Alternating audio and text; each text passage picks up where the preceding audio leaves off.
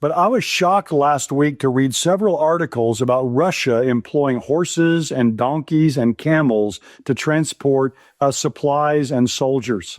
I'm going to read some of these articles to you, just a headline and a paragraph or so and a few articles. The first one's an article from Newsweek, and the headline says, Russia deploys donkeys and camels in Ukraine amid resupply struggles.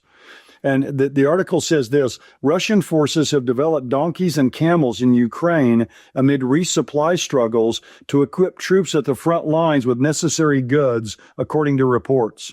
Russian President Vladimir Putin has reportedly ground down his military's Soviet-era stockpiles of equipment in the 3 years of war with Ukraine, which has resulted in the largest depletion of Russia's military equipment in 80 years.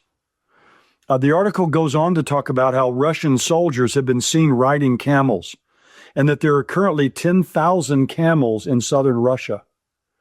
Now, another article in Newsweek, the headline says, Russia appears to deploy troops on horseback in Ukraine. It says this: Russia appears to have begun to deploy its troops on horseback in Ukraine as reports emerge that President Vladimir Putin has nearly depleted his Soviet military stockpiles. Reports that Russia's military is using horses in the war suggest that Putin is resorting to extreme measures due to equipment shortages caused by his full-scale invasion of Ukraine, launched in 2022. The conflict has resulted in the largest depletion of Russia's military in 80 years. And then it says this: Russia has lost nearly 7,000 tanks and close to 15,000 vehicles and fuel tankers. Just last month, on one day, Russia lost 213 vehicles. These are tanks and armored fighting vehicles and various types of cars. Forbes has a headline that says this: after losing 15,000 vehicles, some Russian troops in Ukraine are riding horses. The article says it's finally happened. A video that circulated on social media this week depicts two Russian soldiers riding horses across the muddy Ukrainian landscape. Russian mechanized regiments have been losing armored vehicles at an annualized rate of 6,000 a year.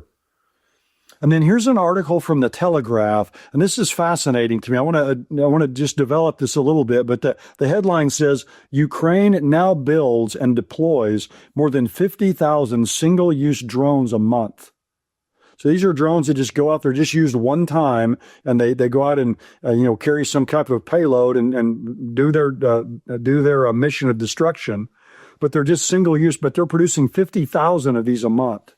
And so in the Telegraph, it says this: Russia seemingly builds and deploys slightly fewer than that. But in any event, these tiny robots are wreaking havoc on tanks on both sides.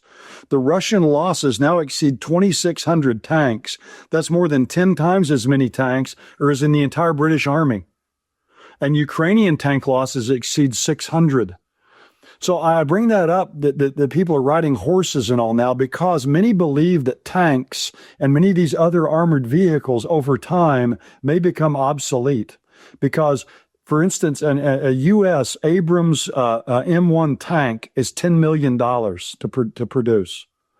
And if a drone, and these drones they're producing 50,000 a month, cost a few $100s or a few $1,000s at most.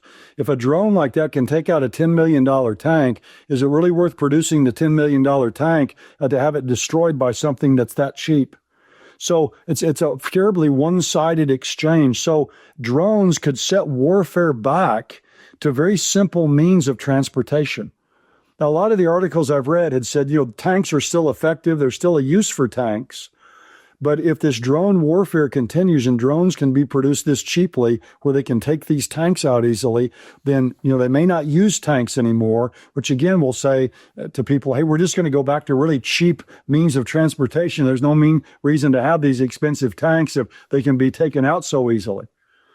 Now, I say all of this to say that this brings up a question that many people have asked me over the years about the Gog-Magog war in Ezekiel 38. And the question arises from the mention in Ezekiel 38 of soldiers riding horses and using swords and spears. Let me read Ezekiel 38, these first 8 verses. The word of the Lord came to me saying, Son of man, set your face toward Gog of the land of Magog. Gog's the leader of this invasion. the prince of Rosh, Meshech, and Tubal, and prophesy against him, and say, Thus says the Lord, Behold, I'm against you, O Gog, prince of Rosh, Meshech, and Tubal. I will turn you about, put hooks in your jaws, and bring you out, all your army, notice horses and horsemen, all of them splendidly attired, a great company with buckler and shield, all of them wielding swords. Persia, Ethiopia, and Put with them, all of them with shield and helmet. Gomer with all its troops, Beth Togarmah from the remote parts of the north with all its troops, many peoples with you. Be prepared and prepare yourself, you and your companies that are assembled about you, and be a guard for them. After many days you'll be summoned. In the latter years you'll come into the land that's restored from the sword, whose inhabitants have been gathered from many nations to the mountains of Israel, which had been a continual waste, but its people were brought out from the nations, and they are living securely, all of them.